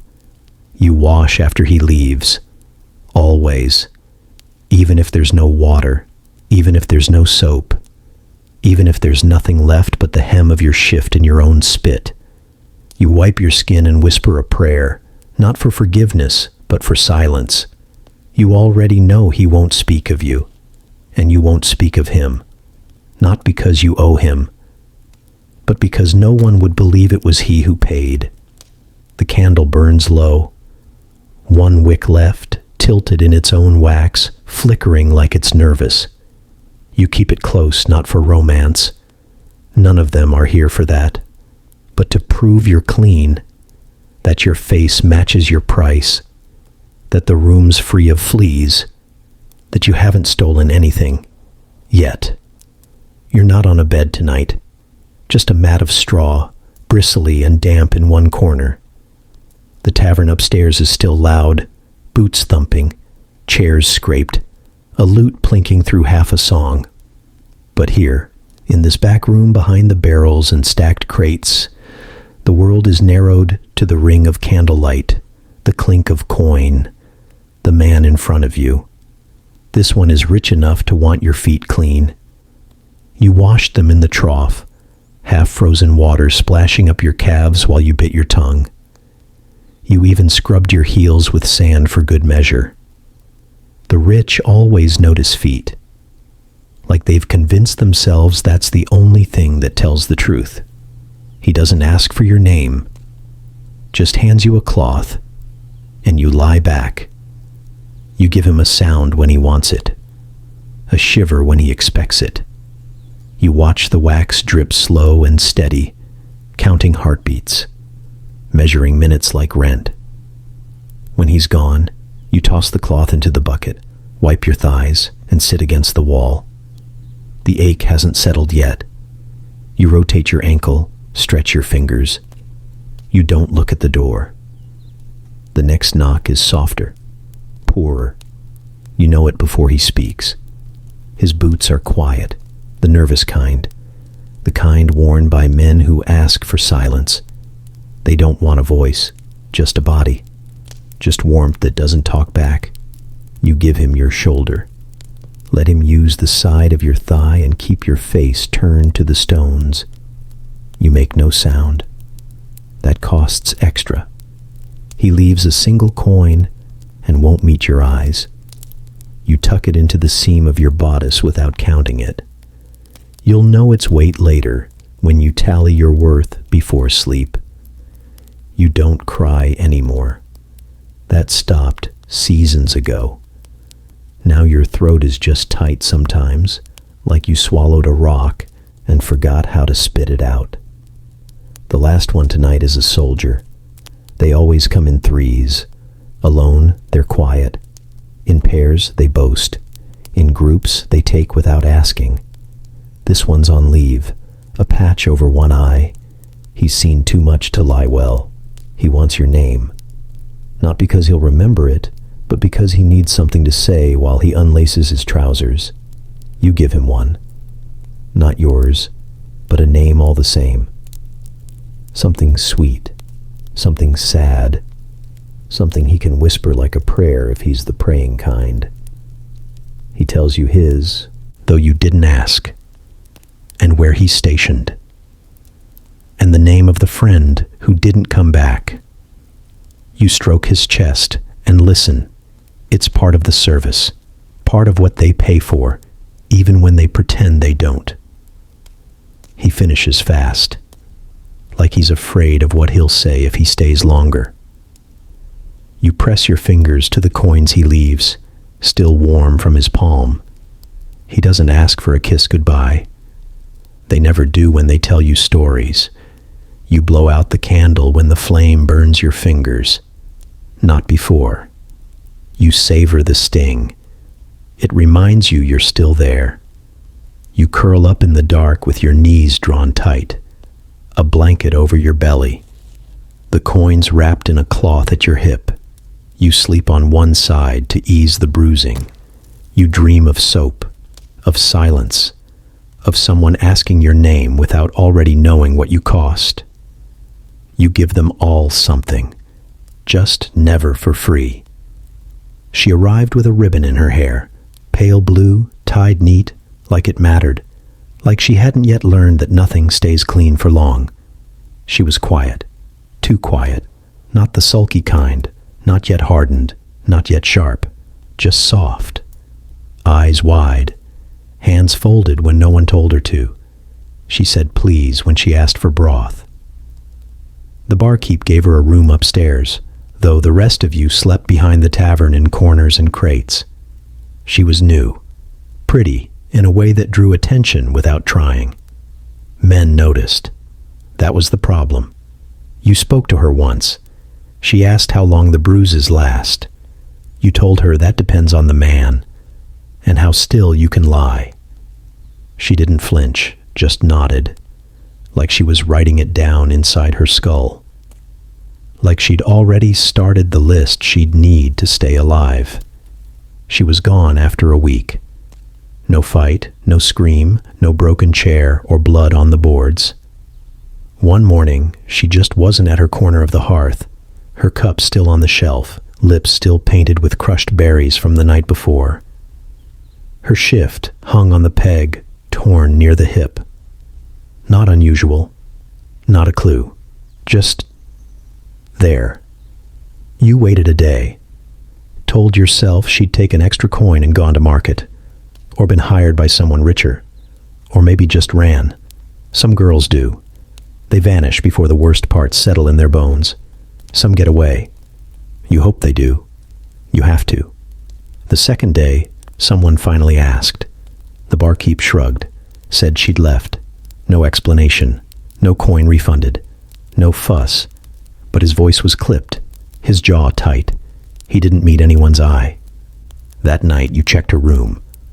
The door was latched, but not locked. Inside, it smelled like rose water and panic. Her things were still there. A comb with 3 missing teeth, a stitched pouch that held a few buttons and a saint's token, a scrap of ribbon folded beneath a cracked mirror. But no girl. You never spoke about it. No one did. That's how you survive. You do not name the missing. You do not chase ghosts. You move aside to make more room. But you remember. You remember the way she winced when a man touched her wrist, how she whispered instead of spoke, how she slept curled on her side, even in heat, as if trying to take up less space in the world. You remember the way her lip bled on her 3rd night, and she said it was from biting it too hard in her sleep. You remember, and you lock your door tighter now. You jam a wedge beneath the frame, tie twine around the latch, press a crate against it when you sleep. Not that it would stop anyone who really wanted in, but it makes you feel like it might. The other girls remember too. You can see it in how they glance at the door when the wind knocks it loose, how they hold their breath when someone new asks if the upstairs room is taken, how they avoid the blue ribbon now, like it carries a curse. She was only here a week, and yet you remember her more clearly than half the clients who called you by the wrong name. You light a candle once a month now, not for her. You're not foolish enough to think that helps, but for yourself, for remembering, for warning, because when the quiet girls disappear, they rarely come back, and no one looks for them, not here. She sits outside her stall on Crooked Street with a shawl over her head and a mouth that's forgotten how to smile. Her fingers are stained with ash and crushed flowers, and her breath smells of nettle and milk rot. You don't ask her name. No one does. If she ever had one, it's buried under curses and coin. You go when no one's watching, just after the butcher's boy wheels his cart away, just before the bell tolls sext. You don't want to be seen. Girls like you aren't supposed to believe in charms. Girls like you are supposed to pray. But prayers haven't done much for your back or your bleeding, or the dreams that wake you choking on your own voice. So you give her a copper and ask for luck. She doesn't ask. What kind?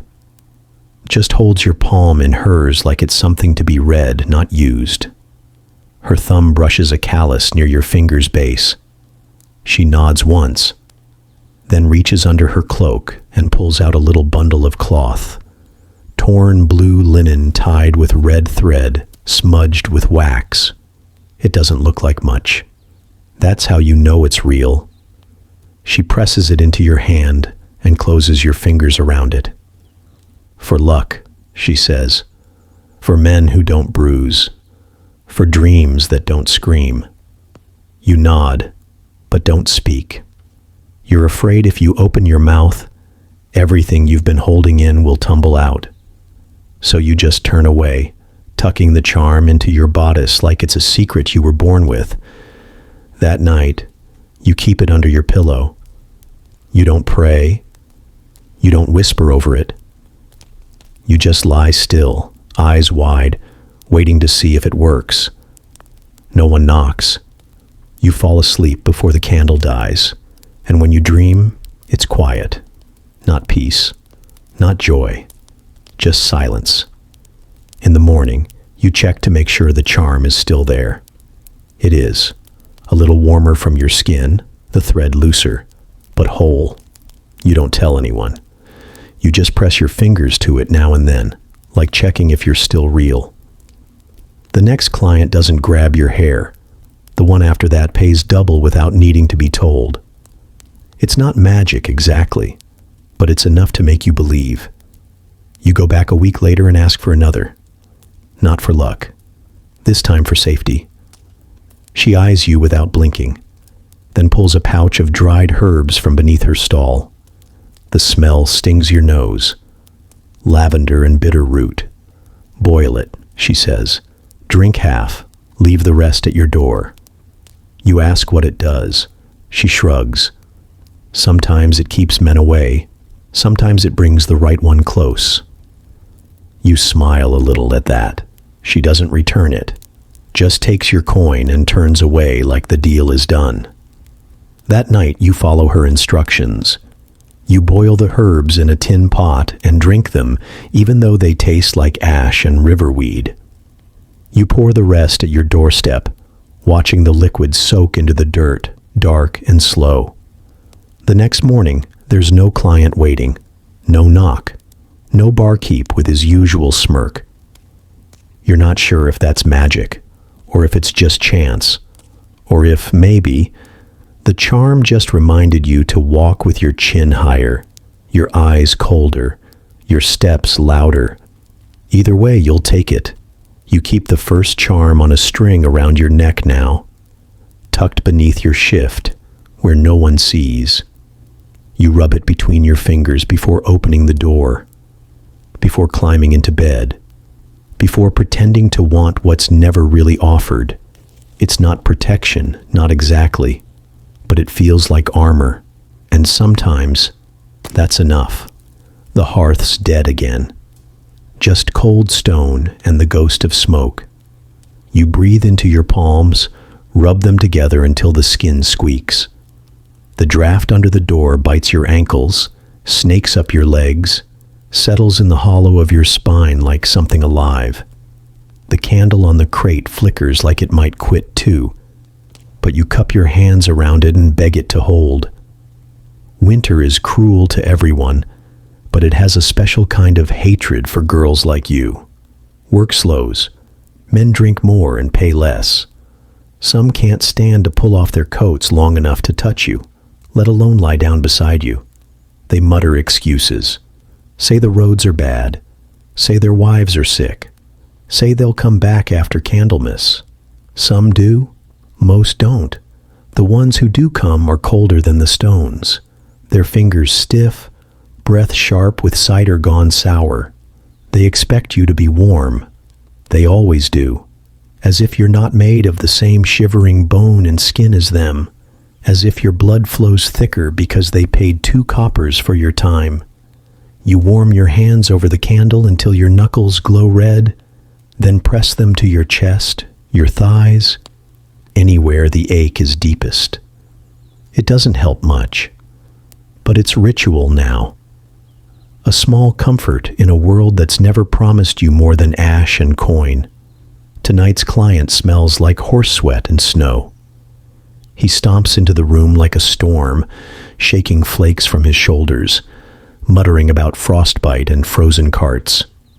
You say nothing, just gesture toward the blanket, threadbare, patched, barely worth the name. He eyes it like he expected furs. He strips down to his shift but won't take it off. His skin's goose-pimpled, thighs pale and trembling. He looks at you like this is your fault. You smile anyway, not wide, just enough to keep the balance, just enough to say, I'm still here, I'm still for sale. You peel off your own layers slowly, teeth gritted, each piece of cloth colder than the last. You don't feel beautiful. You feel like meat left too long in the snow. But he doesn't seem to notice. He's already beneath the blanket, beckoning with fingers that barely curl.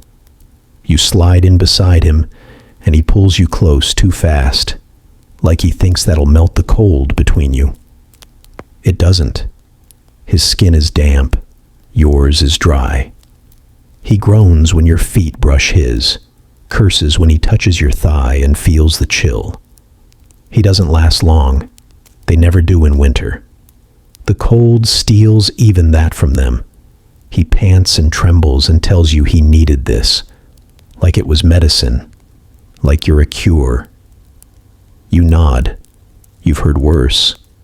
When he's gone, you wrap yourself in everything you can find, your shift, your shawl, your pride, and press close to the candle again. The wick's low now. Your fingers shake as you trim it. You don't want to sleep. Dreams are worse in winter. They come sharper, louder, soaked in snow and memory. You stare at the flame and think of the sea. You've never seen it, but the girls who passed through from the coast said it was cold, too. Different, though. A cold you chose to face. A cold that tasted like salt instead of regret. You wonder if the sea would pay better. Outside, the wind howls against the shutters. A loose nail rattles in the frame. You pull your knees to your chest and exhale slow, watching your breath fog the air in front of you. You are not warm, but you are not dead, and that's enough, for now. They say justice is blind, but it always seems to find you first. You can't testify. Not in any court that matters, not in front of a magistrate, not before a bishop. Not even when you've seen the knife in his hand, or the bruises on her arms, or the girl vanish from her corner of the square after stepping into the wrong coach. Your word is dirt, lower than dirt even, dirt can grow something. You're just known. They know what you are before you speak. That's enough to close a case. But still, you can be arrested. Corruption, they call it. When a boy with a noble name and soft hands pays you to lift your skirts. He found you. He paid you. But you're the danger. You're the rot. As if he hadn't already written your name in the dirt behind the chapel 3 nights earlier. As if his mouth hadn't found yours before his coin did. As if he hadn't whispered that he wished he'd been born poor, just to be free. They say you lured him. You, with your red ribbons and patched skirts and laugh that's too rough from holding back. You, who sleep in straw and wash with ale when the pump freezes. You, who hasn't had the power to lure anything except flies. They arrested your friend Mira last spring for something similar. Said she tempted a page from the Earl's estate. He was 17. She was 19. They'd been meeting for weeks behind the dyer's wall. When the boy's father found out, Mira was the one dragged through the market square in chains. The boy stayed home, got a tutor, got a blessing. Mira got 3 broken ribs and a month in jail. You visited her once, smuggled in a heel of bread and half a clove of garlic. She laughed like it hurt. Told you the guards spit when they passed her cell. One offered her coin. She took it. That's what the bread was for. When she came out, she couldn't stand up straight. She walked like her spine was crooked. Maybe it was. She left town 2 days later. Didn't say goodbye. Just vanished like a girl from a story. You keep expecting to see her. You keep not. You can't marry either. Not unless the man gets approval from the town council. A whore wedding a freeman? That's a matter of reputation. A matter of law. You once loved a man who tried. He petitioned, waited, paid. They said no, not because of him, because of you. You lost him, of course. He wrote once, months later, said he was betrothed to a merchant's daughter, said he hoped you were well. You burned the letter, not out of rage, out of knowing. The church says your soul can be saved, but the law says your body belongs to the town. They tax you when it suits them, fine you when it doesn't, punish you when someone regrets a night he paid for. You've learned how to move between laws like stepping through smoke. You keep your head down, keep your prices firm, keep your arms covered so no one sees the bruises you weren't allowed to name. You know how the game works. You've played it long enough to stop pretending it's fair. Still, you dream sometimes of standing before a judge and speaking your truth without flinching, of naming names, of pointing a finger, of being heard. But those are just dreams, and dreams, like justice, were never promised to girls like you. She walks past you as if you're stone. Not even a glance. Just the swish of velvet and the tap of her boots on the flagstones. You're used to being invisible in the daylight, but that silence, that precision, that deliberate nothing, that's not forgetfulness. It's a message. You see it in the way her mouth tightens just at the corner, a flicker like someone pulling shut a window in a cold gust. It lasts a heartbeat, maybe less, but you catch it. You always do. It stings more than if she'd slapped you. At least then it would be honest. She knows. Not the full truth, maybe. Not the dark room or the whispered price or how his fingers fumbled like it was new to him. But enough. Enough to know his coin bought your time. Enough to know he touched someone he shouldn't have. Enough to know it was you. She sits 2 pews ahead of you now, her back straight, her veil neatly pinned. Her hands rest in her lap like they're carved from wax. You wonder if they trembled when she found the mark on his collar, or the smell on his cuffs, or the purse that came up light one too many times. You don't blame her, but you still hate it. Hate the way she looks through you like you're a shadow on the stones, like you're something that crept into her world and dirtied it, as if her husband didn't knock, didn't ask, didn't press the coin into your hand like he was entitled to the shape of your ribs. You wonder if she prays for you or against you, if her whispers rise up to heaven asking that you be delivered or silenced or struck barren. Maybe she says nothing at all. Maybe she thinks God doesn't listen to women like her either. You never took her husband because you wanted him. You've never wanted any of them. But need is louder than shame, and his money spent the same as any man's. He talked too much, about her, mostly, about her softness, her quiet, her eyes that no longer lit up when he entered a room. He called it loneliness. You called it boredom. You let him talk because it made it quicker. He never asked your name.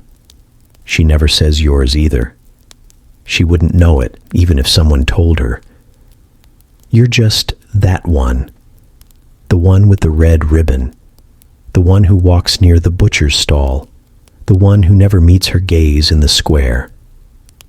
But you see her. You see everything she doesn't say. The way her jaw clenches when the priest mentions purity. The way she holds her son's hand tighter when you pass. The way she walks a little faster near the tavern, skirts lifted just enough to keep them clean. Once, she dropped her glove. You picked it up, held it out. She looked at it, then looked at you, then turned away. Left it there like it had caught your scent. You left it on the bench. It was gone by sundown. You never saw her wear it again. Some nights, when the tavern's too loud and your legs ache, and you can't sleep for the weight in your chest, you imagine knocking on her door, not to explain. Just to say you see her, that you know she's angry and tired, and alone in a house full of silver plates and whispered gossip. But you never will. She wouldn't open the door. And if she did, she wouldn't forgive you. Not because of the man, but because you remind her of something she doesn't want to believe, that loyalty is not armor, and marriage is not mercy. She walks past you again after Mass, doesn't stop, doesn't blink, but her mouth tightens, just slightly, and somehow that's worse than anything she could say. Your hair comes out in the wash now, not clumps, not yet, but strands that gather at the basin's edge like spider silk. You pinch them out and press them to the hearth stones to dry. No one notices. No one comments. But you do. You feel it in the way your braid hangs thinner, in the way the barkeep glances once, then twice before sending work your way. Your hips hurt in the mornings. You roll them gently as you rise. Stretch slow. Brace a hand on the crate you use for a pillow. The ache doesn't go away. It just moves, from back to knees, to shoulder to ribs. You've stopped sleeping on your stomach. Can't bear the pull anymore. You press your thighs together when you walk, not for modesty, but to hold in the heat. The men don't care. They still come, still knock, but their faces have changed. The eager young ones no longer ask for you. They want softness, naivety, the thrill of someone unspoiled. You get the others, the ones who ask for silence, who count coin carefully, who stare at the wall when it's over. They don't want your voice, your story, your eyes, just your body, familiar, broken in, like a glove worn thin. You learn how to move slower, stretch longer, fake sounds with less effort. You know what they want before they ask. That's the thing about getting older. They stop pretending it's about you. The earnings don't change, though. Not really. You've raised your price once, maybe twice, but it always comes back to what they think you're worth. And lately, that's less. Your hands shake sometimes counting coin. You double-check. Once, a boy shorted you 2 pence and smiled when you caught it. Called you sharp for an old bird. You smiled back, teeth tight. Called him generous and watched his ears burn. Then the new girl arrives. She's barely old enough to tie her own shift. Has teeth like milk glass and hair so thick it doesn't need a ribbon. She stands quiet in the corner at first, eyes wide, mouth open. You think of a fawn or a trap. They send her to you that night, not for work, but for words. She asks how to stand, how to price, how to say no without sounding like it. You tell her the same things you were told. Wash often. Charge first. Keep the good clients close. Keep the others guessing. Don't cry where they can see you. Don't bleed where they can smell it. Always hide the coin in 2 places, never just one. She listens, nods, learns too fast. A week later, she's taking work you used to get. The barkeep calls her name first. The sailors ask for her. The priests glance her way and pretend they don't. You try not to feel the bite of it. You tell yourself there's enough work for everyone, but there isn't. There never is. You wake one morning and she's already gone for the day. Her bed still warm, your blanket thin, your hips aching. You rub your temples and listen to the tavern come alive overhead. Boots, laughter, a dish shattering, her name called in a voice too warm. You look away, not from spite, not from bitterness, just survival. You've learned what looking too long can cost. You get older, but not safer. The danger just changes shape. Less fists, more hunger. Less cruelty, more forgetting. But forgetting is its own kind of cruelty. So you keep working, keep washing, keep counting the hairs that come out in the basin and the coins that never quite add up. And when the younger girls smile, you smile back. Because one day, if they're unlucky, they'll be you. The bruise on your collarbone is the color of spoiled plums. You run your fingers over it gently, testing the edges, the heat, the memory. It's not the worst one, not even close. There's one on your thigh that makes stairs a problem. Another on your ribs where a boot caught you, unplanned, unasked for. But this one, this soft purple print beneath your throat, is the one you can't hide with a shift alone. So you wear the shawl. You wrap it loose enough not to chafe, but snug enough to keep the wrong eyes from seeing. You make it part of your look, part of the trade, a splash of color, something ladylike. The other girls know why. They don't ask. They wear theirs the same way, on different days, for different bruises. You go to the apothecary for balm. Tell him it's a tumble on the ice, a sleeping mat too close to the fire grate. He doesn't believe you, not really. But he takes your coin, offers you a little extra comfrey this time. Doesn't say why, doesn't have to. You smile like nothing's wrong. You always do. That's the price of the balm. You lie to yourself later, while rubbing the salve in slow, even circles. You say he didn't mean to grab you so hard, that maybe he'd had too much to drink, that he thought you liked it, that if you hadn't flinched, he wouldn't have followed through. You say it was a misunderstanding. It always is, until it isn't. There was one like that 2 winters ago. Big hands, bigger voice.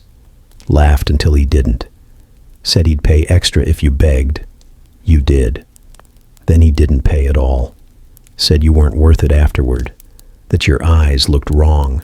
That he'd find someone less used. You couldn't stand upright the next morning. You still see him sometimes. At market. in the square. He nods, friendly, like nothing happened. You nod back, smile. Because what else can you do? You don't report it. Can't. Won't. They wouldn't listen, even if you showed them the marks. They'd say you provoked him, that it's part of the work, that you should have known better. And maybe you should have. Maybe you did. There's a girl down the lane who used to cry after every knock. She doesn't anymore. You asked her once what changed. She said she stopped hoping. That helped. You try not to think about that too long. Some clients want the bruises. Not to make them, but to see them. They trace them with a finger, like art. Ask who gave them to you, like it's a story they're owed. You lie then too. You say it was a fall, a fight, a rough game. Something funny, something distant. They like it better that way. Clean hurt. You've thought about leaving, plenty of times. But leaving takes money. Leaving takes somewhere to go. Leaving takes not being followed. And most of all, leaving takes more than hope. You have a little of that left, but not enough to pack in a bag. One day, you know you won't come back. That's how it ends for most. Quietly, in a ditch, or in a bed, or just gone. No note, no one looking. You just hope it's not tomorrow, because today, you have a job, a shawl, a bruise that fits beneath both. You lift your chin, adjust the wrap, step outside, and keep going. Feast days turn the town inside out. Stalls sprout like weeds along the main road. Flags flap from windows that haven't seen soap in months, and music leaks from doorways thick with smoke and shouting. The air smells like roast meat and piss and wine left out too long. Children dart between carts. Drunken men sing about saints they never pray to. It's loud, filthy, glorious, and profitable. You wake early, scrub until your skin stings, and paint your lips with the last of the berry mash you've been saving for weeks. It's too dark, too sticky, but it stands out in the torchlight, and that's what matters. You smudge a little soot around your eyes, tug your bodice tighter, tie your shawl just loose enough to slip. Then you practice your smile. Wide, soft, never too sharp. A blade dulls if it's used too often. The crowd starts to swell before noon. Knights in half-polished armor thump down the cobbles with swords they won't need today. Pilgrims with dust on their boots mutter prayers as they pass the taverns. But they still look. Foreign merchants eye everything. Apples, fabrics, you, with the same hunger. They'll pay more. They always do. Coin for company, for stories, for something that speaks the same language as loneliness. You find your spot near the ale barrels, where the scent of beer masks your sweat, and the shadows stretch long enough to lean into. You watch the men before they watch you. You listen for slurred words, for the sound of purses jingling, for names you've heard in whispers. Some of the girls work near the well, some by the gate. You like the barrels.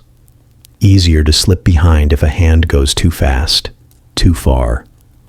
Your first client is a butcher's apprentice with wine on his breath and grease on his sleeves. He's quick, nervous, pays first, doesn't talk much. You take him behind the stable and let him press his weight into you while the music drowns out the sound of your breath catching. He thanks you afterward. You say nothing. The next is a pilgrim, older, with a limp and kind eyes.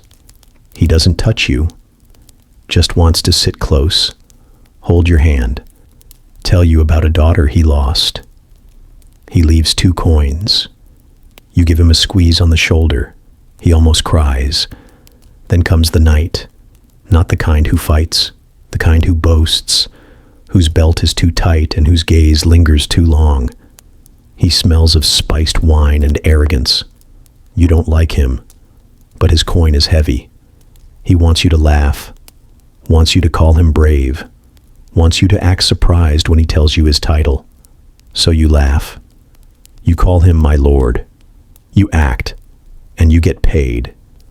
You see the younger girl watching you from the corner of the square. Her lip is trembling, just slightly. You nod to her. She looks away. Later, when the sun dips and the lamps are lit, you move to the back alley behind the chapel, where the real business happens. The men come quieter now, more urgent, guilt and drink pulling at their collars. You serve them one by one, never more than a few minutes each, just long enough to earn bread for the week.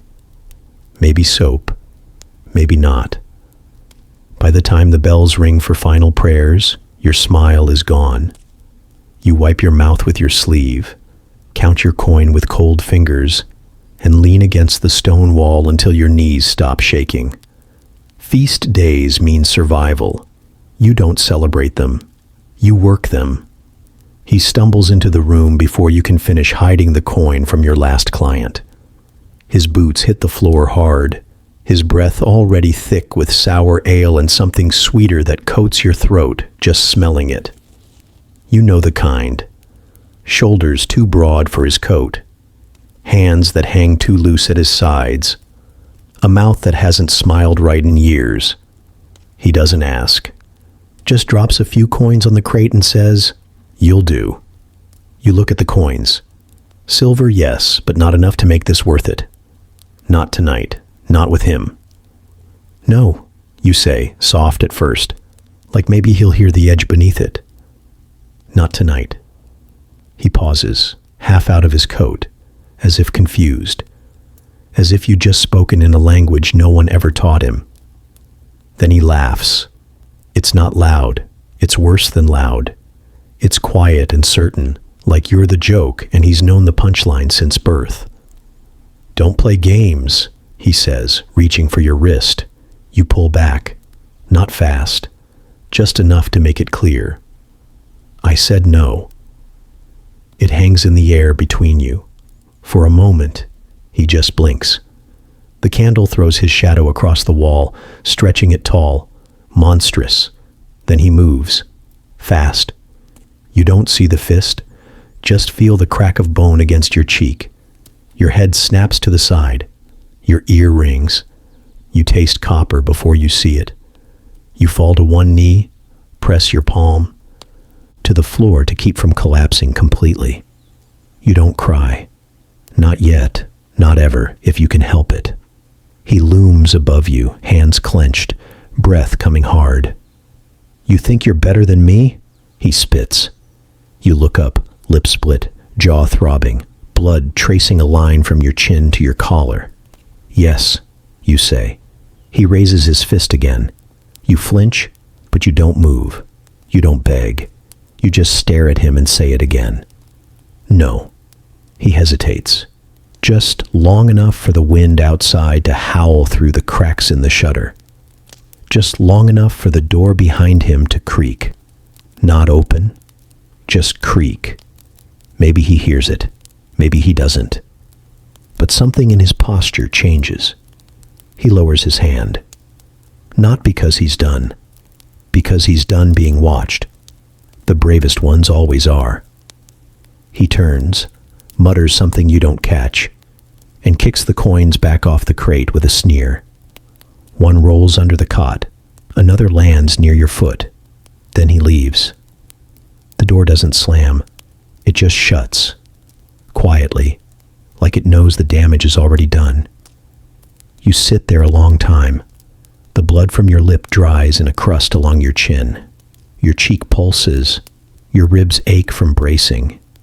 You think of Mira, of the girl who never came back, of the ones who said yes too many times, of the ones who never got to say no. And then finally you cry, not loud, just 2 tears, one for the pain, one for the price. You crawl to the basin and rinse your mouth with the coldest water you can find. You spit once, twice, until the blood's thin and the taste of him is gone. You pick up the coin near your foot, the one he tried to give you. You stare at it, then toss it out the window into the dark. Let the rats have it. You light another candle, change your shift, wrap your shawl higher around your throat. Someone will knock again soon. But when they do, you'll open the door on your terms, even if your mouth still bleeds when you smile. The chapel smells like wax and wet stone, thick with incense meant to hide the rot of confessions soaked too deep into the wood. You step inside with your shawl tight around your shoulders, head bowed low, not out of shame, never shame, but because that's what they expect. The air inside is colder than outside. Maybe that's the point. You light a candle, not for penance, for cover. There are other women kneeling. You don't look at them. They don't look at you. That's the rule. You could be anyone. A widow, a washerwoman, a girl who lost her way between the bakehouse and the spring. The priest knows better, of course. He always does. You wait your turn in the back pew, hands folded, thumbs pressed so tightly together they leave bruises. You think of what you'll say, what you won't, the names you'll leave out, the ones you can't. When the bishop finally gestures you forward, you go. The box is dark and smells of old breath. The screen is chipped. You kneel because you must. The straw digs into your knees. That's part of the act. He doesn't greet you, just waits. You begin. Forgive me, Father. You list the sins they already know by heart. Flesh sold, mouth used, hands touched. You make it sound cleaner than it was. Shorter, simpler. You omit the bruises. You omit the name of the priest who visited you 2 nights ago. You mention the dreams, the fear, the moment last week when you thought about not waking up. That, at least, feels like something real, something that might matter. When you finish, there's silence, then a sigh. You return often, he says. Yes, Father. You fall again and again. I try, you whisper. He doesn't believe you. He never does. You wonder if he believes any woman who kneels in this box. You wonder if that matters. He lists your penance. Prayers you won't remember, hours you won't find. Then he clears his throat. There's the matter of the indulgence. You knew it was coming. Still, the words sting. You draw the coin from your bodice and push it through the slot. It's more than you should part with, less than he expected. Exactly enough. He takes it. A pause. Then, the blessing. His voice drones through the words, low and dry. You hear none of it. You stare at the cross above the door, splintered and crooked. You wonder who carved it. You wonder if they knew what it would be used for. When it ends, you rise, legs stiff, throat tight. He says nothing as you leave. You don't thank him. You don't look back. Outside, the sun is breaking through the clouds, but it doesn't reach your skin. The wind bites. You tug your shawl tighter. You feel no cleaner, no lighter, no more forgiven than before. But you went. That counts for something. Maybe. The floorboards creak beneath your bare feet as you pass the hearth, now long cold. No one stirs upstairs. No voices call from the stairwell. The barkeep snores. Somewhere behind the ale barrels. You move like smoke. Careful. Intentional. Invisible. Your satchel is thin. Just enough bread for the road. The herbs you dried last spring. 2 coins wrapped in linen and sewn into the hem of your shift. No one ever thinks to look there. You left the red scarf on the hook behind the door. Folded. Clean. You thought of burning it. Thought of cutting it to ribbons and stuffing it into the fire until the last thread curled and smoked. But that would have made noise, drawn questions, and it's not worth enough to deserve a funeral. Your dress hangs over the chair in the corner, the one with the wine stain and the worn-out seam beneath the sleeve. You patch that seam 4 times. You won't miss it. You don't take the mirror shard. Not because it's too heavy, but because you stopped recognizing the face in it. No one sees you slip out the back. The alley is slick with mist. Your shoes leave wet prints on the stone, but they'll fade with the sun. You breathe once, deep, before pulling your hood up. You don't look back at the door. The street is quiet. Only a few men hauling crates near the docks. A baker already stoking his oven. None glance your way. You are no one to them. Just a girl out too early. Just a shadow moving against the morning. The name they called you. The one they whispered, shouted, groaned, is gone now. You don't think it as you walk. You don't carry it with you. That name belonged to someone who learned how to smile with her teeth clenched, who painted her lips red because it made her easier to forget. You aren't her anymore. You aren't anyone yet, but you will be. You pass the corner where the younger girl used to wait, the one who never learned how to lie with her eyes. She's not there. Maybe she left too. Maybe she never will. You don't know which would be worse. You walk until the rooftops grow smaller behind you, until the town's noise fades to birdsong and the crunch of gravel underfoot. Your legs ache. Your stomach's empty. But the ache feels like something earned. You think of Mira, of the girl who vanished one winter morning without a sound. You wonder if she walked the same path. If she looked up at the same clouds and told herself it wouldn't always feel like this, raw, uncertain, wild with the silence of beginning. The sun crests behind the hills, lighting the road ahead in gold and rust. You squint against it and keep walking. You don't know where you're going. You just know it's forward. Behind you is a cellar full of stories that never belonged to you. A cot that smelled like smoke and sweat. A window that never opened. A door that never locked. Ahead is air that doesn't smell like ale. Fields where no one knows your face. A place where maybe, someday, your name will be your own. You walk faster, not running, not hiding, just leaving. The shawl is hanging from the nail behind the tavern door, not folded, just left, like someone meant to come back for it and never did. It smells faintly of lavender and smoke, the scent of old hearths and older habits. The fabric is worn soft at the edges, one corner unraveled, 2 neat holes near the hem where a moth or a careless spark left its mark. The girl finds it by accident. She's new. Too new to know the stories, too tired to ask. The others tell her to grab what's warm. No one claims the shawl. No one looks when she drapes it around her shoulders. No one says the name of the woman who last wore it. Maybe they've forgotten. Maybe they choose not to remember. Names are dangerous after all. They turn bruises into faces. They give weight to silence. It's easier when things vanish without shape, without story, without ceremony.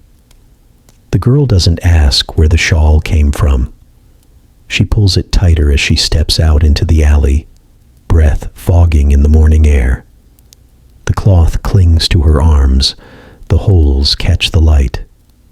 She wonders who stitched the hem, who wore it in the wind, who stood on this same stone step waiting for the tavern to open, for the first knock, for the coin that doesn't come with kindness. She wonders about the stains near the edge. Not blood, maybe wine, maybe something else. She won't know. No one tells her. But the barkeep watches her with a strange flicker in his eye, one that vanishes before it finishes forming. One of the older girls sees the shawl and glances away quick, like it's a ghost that might speak if stared at too long. Another mutters something under her breath and drinks deeper. The girl shrugs the shawl up over her shoulders and heads toward the square. The red has faded to rust. The shape has softened. But it's still a mark. Still something worn by women like her, and not by choice. The townsfolk pretend not to see her. Their eyes flicker, skip past, linger only long. Enough to judge and dismiss. A few men notice. One smiles too wide. Another nods like he's seen her before, though she knows he hasn't. She repeats the lines she was taught. How much? How long? Where? Her voice is steady. She's learning. And still, under it all, the shawl lingers like a whisper. Not hers. Not yet. But warm enough to wear. Somewhere beneath the earth, or scattered in river mud, or forgotten in a ditch past the edge of the woods, lies the last woman who wore it. There's no grave marker. No candle lit. No prayers said in chapel. She's gone in the way women like her always are.